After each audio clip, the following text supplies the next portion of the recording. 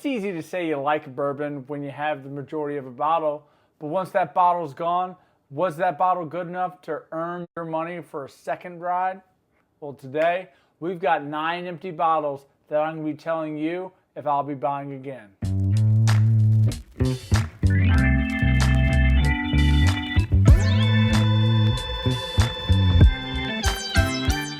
Welcome back to another episode of Neat Bourbon. My name's Tanner, and today is a bottle kill day.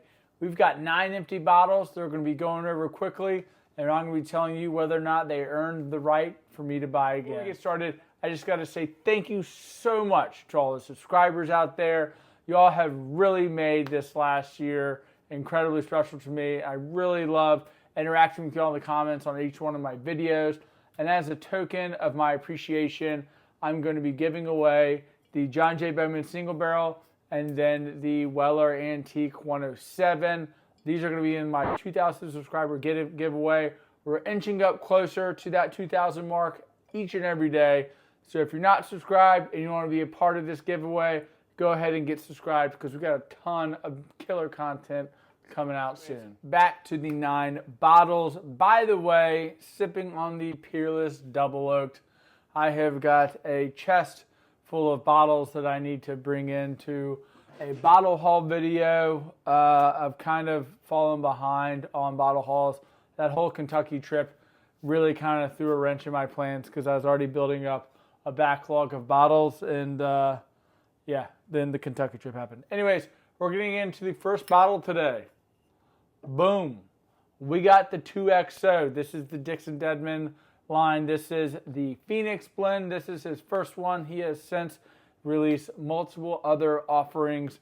This is a $99 bottle, but would I buy another 2XO? I most certainly would do that. I think at $99, granted, it's an expensive price to pay, but you know, I did enjoy this bottle. Like I'm not like a huge double oaked, fan, because I think a lot of them can be like overly like that butterscotchy sweet.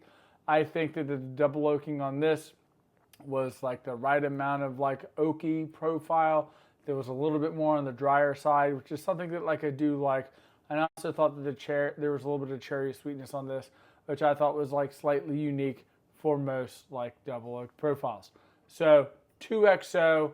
Retails $99, would not spend more than that, but I would buy a future release because I did like this one. We got the 5 Trail. Now, this is pretty cool because the 5 Trail actually is distilled with Rocky Mountain water, the same water that is used to brew Coors Light.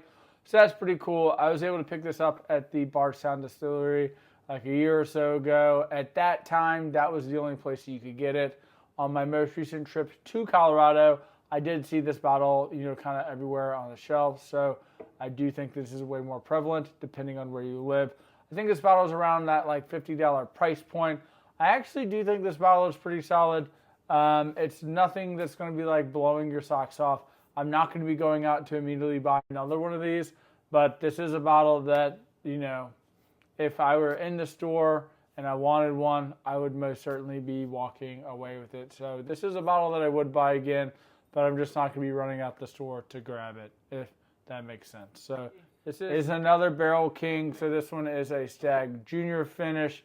I think these bottles are fantastic. Granted, they're in that like $125 price point, but Barrel King really did a fantastic job of finishing these. So Barrel King, Stagg finish. I know they have the whole Knighted line now, which is all, rare, cast finishes.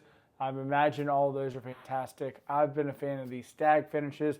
I've had several of them, and they've all been fantastic. So if you don't know about Barrel King, go over to Old Road Craft Spirits. Check them out. They make some fantastic whiskey, or at least blend some fantastic whiskey, because it's usually all sourced from OGP. Anyways, Barrel King, would buy again. Wild Turkey Kentucky Spirit. Now this one is a store pick. This is from the Mash and Journey. So Jason C over the Mash and Drum. This is one of his Patreon picks. So yeah, I actually did really like this. This was supposed to be a Russell's, but then it just didn't proof out. So this tasted exactly like super cherry forward, Russell's pick. So I would definitely kind of lean out there and, take another ride on a Kentucky Spirit pick. I do think this was like pretty solid, and I would like to try another one. These are in that like $50 price point, so they're not going to break your bank.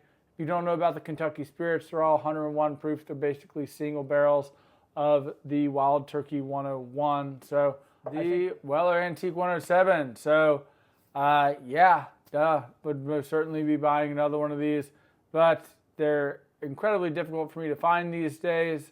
I never see these here in Virginia online. They're always like $199.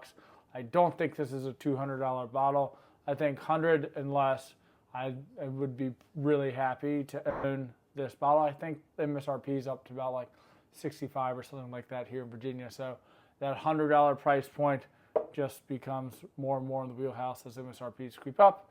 But very rarely do I ever see one of these. I've actually never bought one of these at a store. I've only been able to trade for them or buy them off of other people. So that just goes to show you how difficult these are to find. At least they are for me. Anyways, OWA would buy again, $100 or less. We have the Barrell. This is a Barrell batch 33. Shame to see that I think Barrell is going to be going away or they're going to be bought. Whatever it is, I don't think that the Barrell label is going to be around for much longer.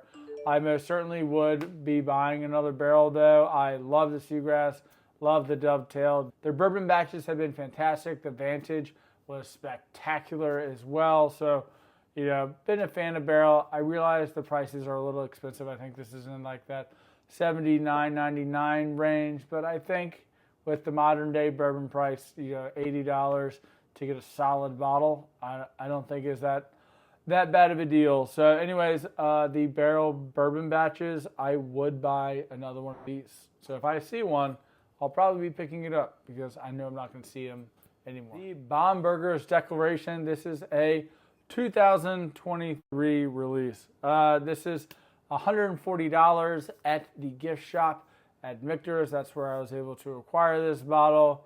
Anyways, I do think the juice is great. I wouldn't be spending over $140 on that bottle. I think that kind of like meets the value proposition for the juice you're getting. I think that's honestly like a little expensive.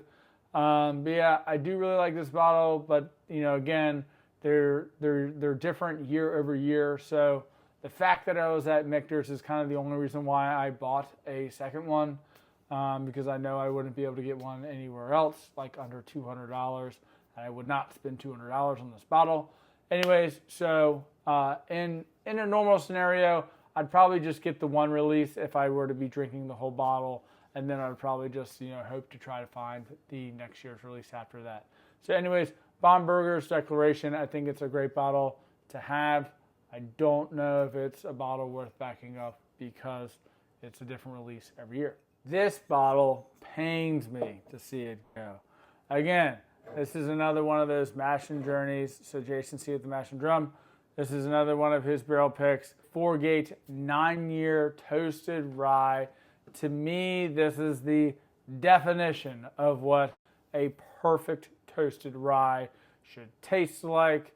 I was able to sample this bottle out to a bunch of people. I've nursed this bottle for so long because it is just, to me, perfect for what toasted rye should taste like. You get a lot of the sweetness. You get so much of the yolk.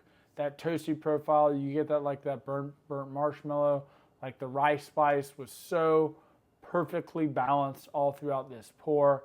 The proof was perfect around that 110.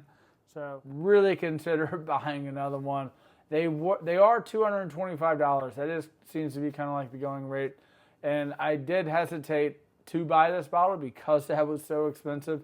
I am incredibly happy with the juice inside, but going back and buying another one like on the spot for $225, that's a tough pill to swallow for me. So I would buy another one of these, but I would have to have, it had to be the right time of the month where I had enough money in the budget to be able to pull down one of these.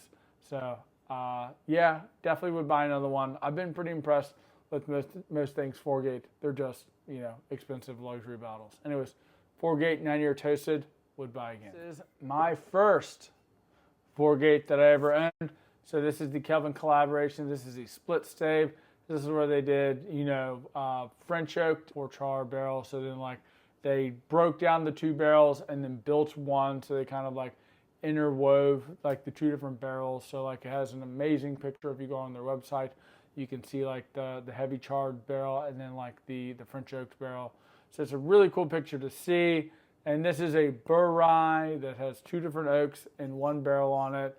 It was so unique. I know so much work went in to make this bottle. I think it was around $170.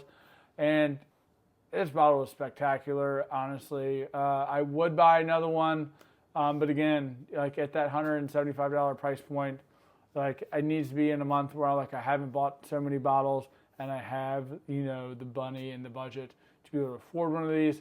So this is more of a right place, right time buy, just like that toasted rye. So anyways, guys, those are the 9 bottles. We got 2 Forgates, a Weller, we got the 5 Trail Bombergers out of Michter's, a Stagg finished Barrel King, which I am a member of Barrel King again, so we will be seeing more Barrel King products reviewed here shortly.